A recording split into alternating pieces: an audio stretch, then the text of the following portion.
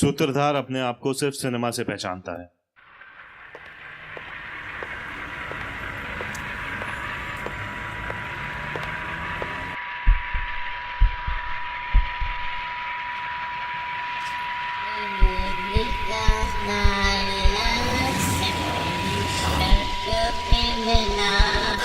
ये क्या हो रहा है? जब उस सुबह जे उठा तो उसका मन काफी विचलित और परेशान था। उसे एक ऐसी भाषा में आवाजें सुनाई दे रही थी जिन्हें वह समझ नहीं पा रहा था।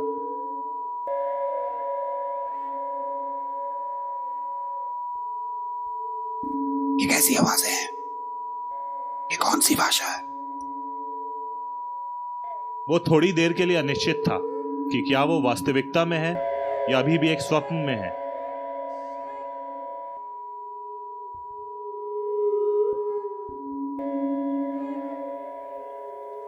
बाहर दिन काफी उज्जवल और स्पष्ट था, लेकिन कमरे के अंदर एक अजीब सा अंधेरा था। एक ऐसा अंधेरा जो जे ने खुद बनाया था ताकि सुबह सुबह सूर्य किरणें उसके चेहरे पर न पड़े। ये आखिर हो क्या रहा है? पर वो जितना सोचता उतना असमंजस में पड़ता जा रहा था।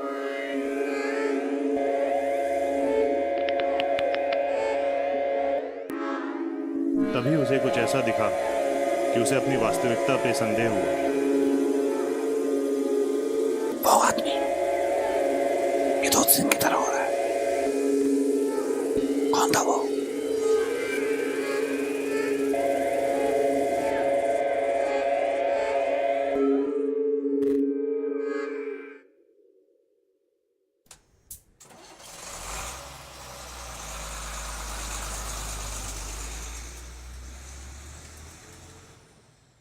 इसी उज्जवल सुबह की भांति उसे एक ऐसे ही दिन का स्मरण हुआ, लेकिन वो दिन काफी अजीब था। आसमान के एक हिस्से में चीलें मंडरा रही थी। थोड़ी दूर हवा के एक झोंके ने आंधी को उकसा दिया था।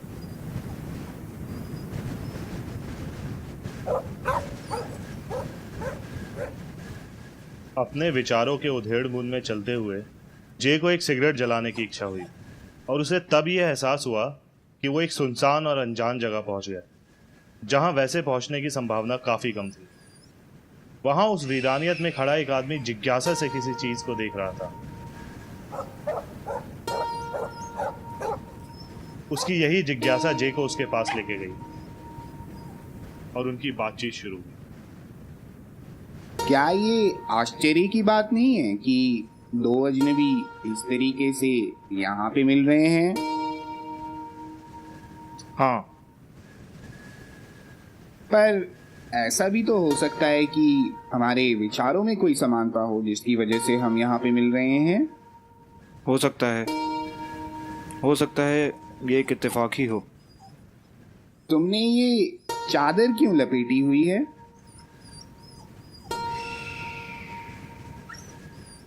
अगर तुम्हें लगता है कि हम किसी एक ही कारण की वजह से आए हैं तो ज़रूर कोई परेशानी तुम्हें यहाँ तक लेके आई होगी।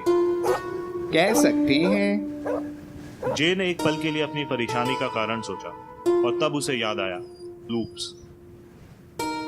ऐसा लगता है कि ये अजीब लूप्स हर जगह फैले हुए हैं, प्रकृति, समय, विज्ञान और तो और कला में भी। हर तरफ जहाँ देखो लूप्स ही लूप्स। और इंसानों में भी। ये शुरुआत करने के लिए एक अजीब सी वार्तालाप थी। वो आदमी। मैं सोच रहा था कि ये अजीब लूप्स है ही क्यों। इन लूप्स का ना तो कोई शुरुआत है ना कोई अंत, पर फिर भी ये है। तभी अनिश्चितता में लेकिन बेवजह उस अजनबी ने हवा में उड़ रही चीलों की तरफ इशारा किया। मुझे तो लगता है हमारी सच्चाई इन्हीं लूप्स में है। ना हम इसे समझ सकते हैं और ना ही इससे भाग सकते हैं। हाँ, लेकिन हम एक लूप से दूसरे लूप में जा जरूर सकते हैं। क्या मतलब? क्या हम भी इन्हीं लूप्स में हैं? हाँ, ऐसे लूप्स जिनका ना कोई अर्थ है और ना कोई फायदा। ये सिर्फ हमें अपने आप में उलझाए रखने के लिए बने हैं।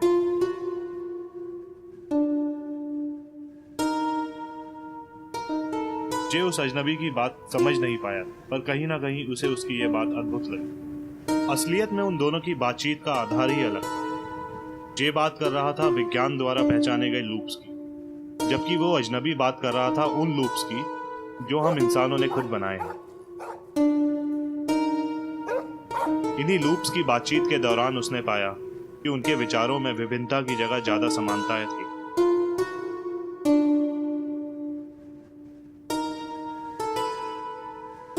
तभी बिना किसी वजह उस अजनबी ने वहां से जाने का फैसला किया। जितनी अद्भुत ये मुलाकात उनकी मिलते हुए थी, उतनी ही अद्भुत जाते हुए भी थी।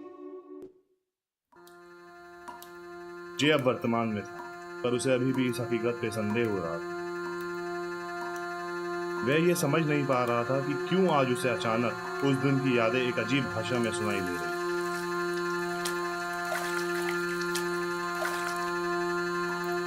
उसने अपने आप को आईने में देखा। उसका प्रतिबिंब काफी धुंधला था।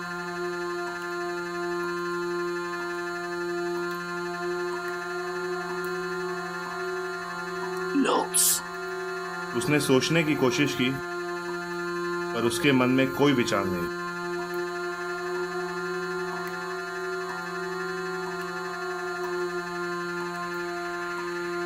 इस बार जे ने अपने आप को आईने में पहचाना। तभी अचानक उसे वो विचित्र आवाजें फिर से सुनाई।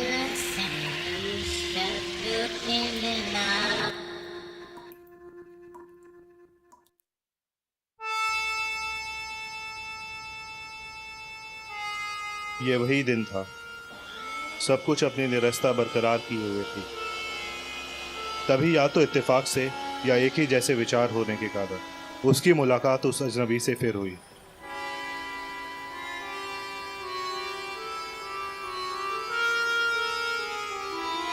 ऐसा लग रहा था कि जैसे दोनों चीजों से दूर भागना चाहते थे, और इसी प्रक्रिया ने उन्हें फिर मिला दिया था। उस दिन मौसम में एक अजीब सी उदासीनता थी। सूत्रधार को लगता है इसीलिए उन्हें दोबारा मिलने पर कोई आश्चर्य नहीं हुआ, या फिर दोनों एक दूसरे को जल्दी ही पहचान चुके थे। जे अभी भी अजनबी की चादर को लेकर जिज्ञासुक था, पर उसने इस बारे में कोई प्रश्न नहीं किया। उसका मन अभी भी सुबह की चर्चा को आगे बढ़ाने का था।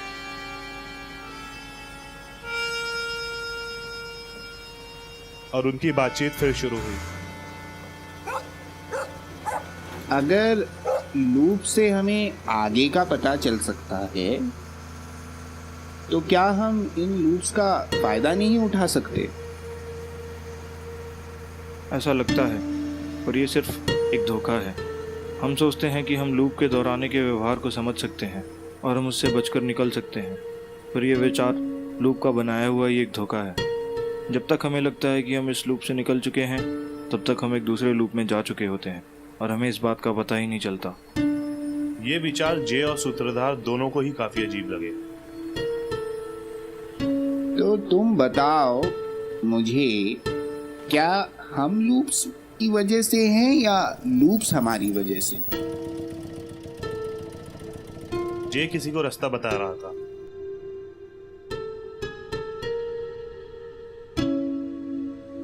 उस अजनबी को भी इस सवाल का जवाब पता नहीं था। उसने ये सोचा ही नहीं था कि जे उससे एक ऐसा कठिन सवाल पूछ लेगा जिसे सोच पाना ही उसके लिए मुश्किल था। जब जे इस सवाल को काफी गहराई से सोच रहा था, तभी उसका ध्यान भंग हुआ। उसे दिखा वो आदमी, और यही वो पल था जब वो अजनबी फिर से गायब हो गया।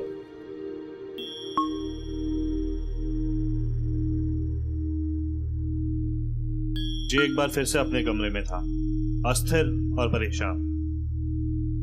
उसे याद था कि उस दिन उसने उस आदमी को कई बार देखा था, पर वह उसकी पहचान नहीं कर पा रहा था। जे को लगा कि उसका दिमाग उसके वश में नहीं है। क्या मैं भी इन लूप्स में फंस चुका हूं? ये क्या पागलपन है? 2 बज चुके हैं। मुझे मेरा दिमाग सही कर लेना चाहिए।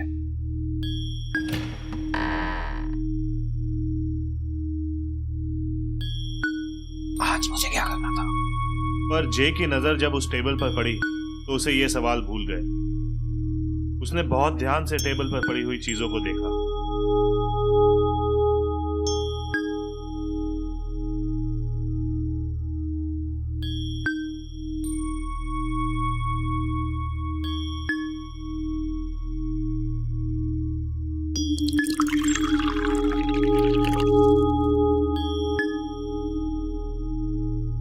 असल में कुछ दिन पहले मजाक में उसने इस किताब के शीर्षक को उचित सिद्ध करने के लिए उसके साथ छेड़छाड़ की, पर अभी फैले हुए भ्रम के कारण वो ये बात भूल गया था।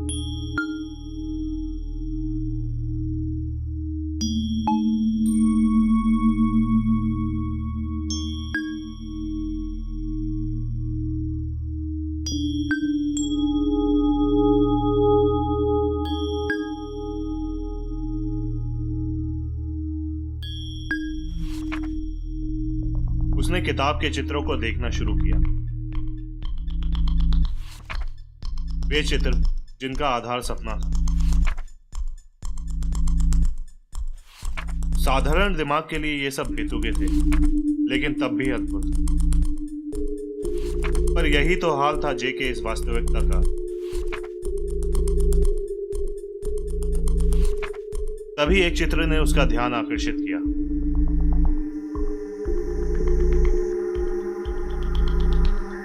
बिना किसी वजह, या शायद उस चित्र में घड़ियों की अद्भुतता के कारण, उसने उस चित्र का नाम देखा और एक बार फिर से वैसा ही एहसास हुआ। उसकी यादें फिर से एक बार उसके सामने आ गई।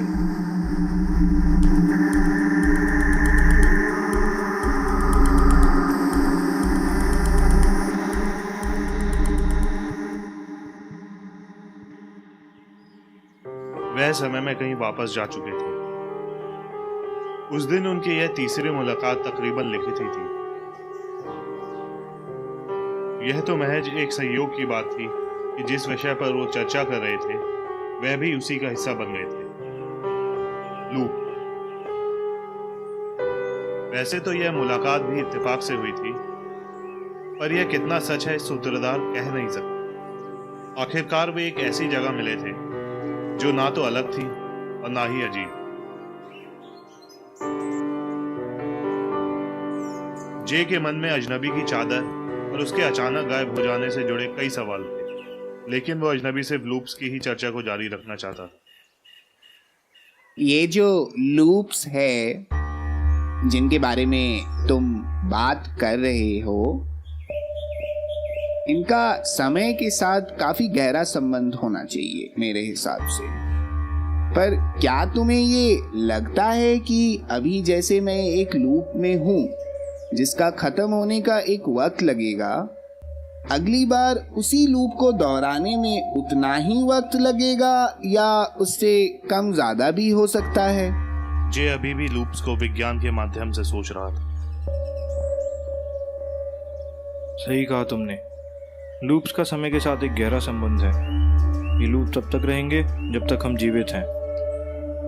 और हाँ, इन लूप का समय कम या ज़्यादा हो सकता है, और ये सिर्फ निर्भर करता है हमारे ऊपर, हमारी सोच, विचार, मानसिकता और व्यवहार पे।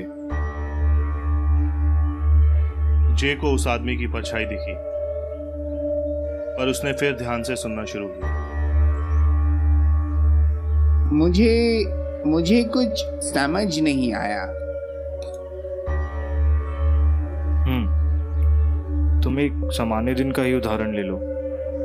अब ऐसे ही किसी दिन तुम्हें खुशी और गम दोनों का ही एहसास होता है, पर ये ज़रूरी नहीं है कि रोज़ तुम्हें उसी समय और उतनी ही मात्रा में भी खुशी और गम का एहसास हो। ये निर्भर करेगा तुम्हारे विचार, मानसिकता और व्यवहार पे।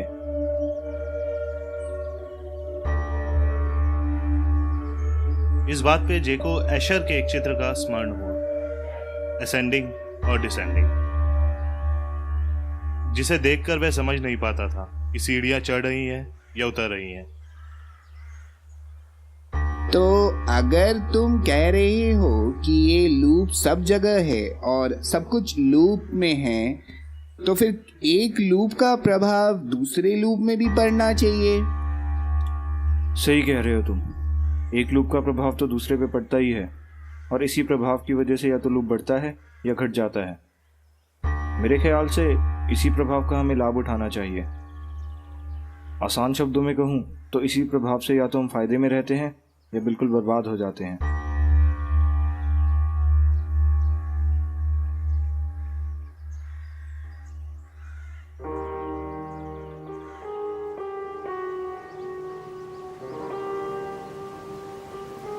ये स्पष्टीकरण तो जे को ठीक लगा, पर उसे अभी भी कोई बात खटक रही थी। उसके लिए ये मान पाना कठिन हो गया था कि वो भी एक लूप में है, पर वो इस बात को नकार भी नहीं पा रहा था। फिर अचानक उसका ध्यान अजनबी की चादर की ओर गया, लेकिन उसे लगा ये सवाल पूछना काफी बेतुका होगा। तब उसने पूछा,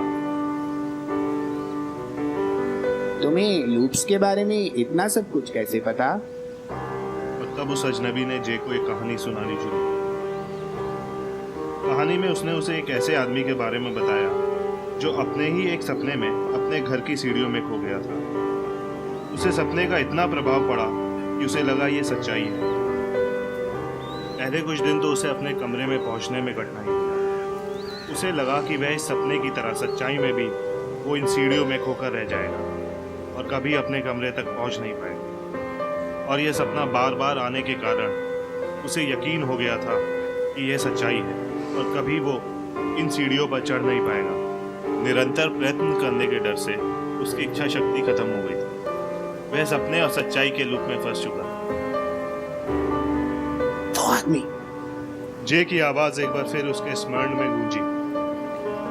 वह अपने सामने के दृश्य को देखकर काफी भौचक्कित था। उसे ऐसा एहसास हुआ कि ऐसा दृश्य या तो उसने सिनेमा में या फिर किताबों में देखा और पढ़ा है। तो उसके बाद क्या हुआ? वो आदमी कभी घर नहीं गया। कितनी अजीब बात है ना। कोई अपने सपनों में ही अपनी सच्चाई ढूंढने की कोशिश कर रहा है। आखिर वो गया कहाँ? इस बात का तो पता नहीं, पर लोग कहते हैं कि वो कभी वापस नहीं गया और अभी तक इधर उधर भटक रहा है। इसके पहले कि जे उस सवाल पर ध्यान दे पाता, उसकी नजर तालाब में तैर रही बत्तखों पे पड़ी। ऐसी एक समानता ने उसे दंग कर दिया। जैसे ही जे अपने ख्यालों से वापस निकला, तभी अचानक एक बार फिर उसे वो आदमी दिखाई दिया।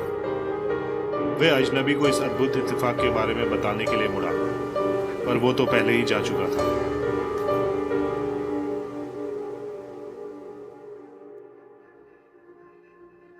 जे एक बार फिर वास्तविकता में वापस आ गया था। उसे यकीन था यही सच्चाई है। वो विचित्र दिन जो वो भूल चुका था, उसे अब वो फिर से याद आ गया। ओह, तो ये अजनबी था जो सपने और सच्चाई के लूप में फंसा हुआ था। तब जे को यह एहसास हुआ कि उसकी हालत उस अजनबी की तरह ही हो गई है, पर वो ऐसा होने नहीं देना चाहता। अगर मैं किसी भी तरीके का लूप में हूँ तो मैं इसका फायदा उठाऊंगा। उसने इस बात का दृढ़ निश्चय किया कि वो अपनी हालत उस अजनबी की तरह नहीं होने देगा। शायद वो अजनबी भी यही चाहता था। वो विस्मयी आदमी जो जे को उस दिन बार बार दिख रहा था, जे उसके बारे में कुछ भी नहीं जान पाया, पर इस रहस्य के बारे में बताना सूत्रधार अपना कर्तव्य समझता। वह आदमी जिसने आज और उस दिन जे को एक अलग सी परेशानी में डाल दिया था, वह कोई और नहीं बल्कि सूत्रधार खुद ही है। जी हाँ, उस दिन 2 नहीं बल्कि 3 अजनबी इत्तेफाक से मिले थे। शायद समान विचारों के कारण उसमें से सिर्फ 2 ने ही आपस में बात की थी, जबकि तीसरा सिर्फ एक परिदर्शक था।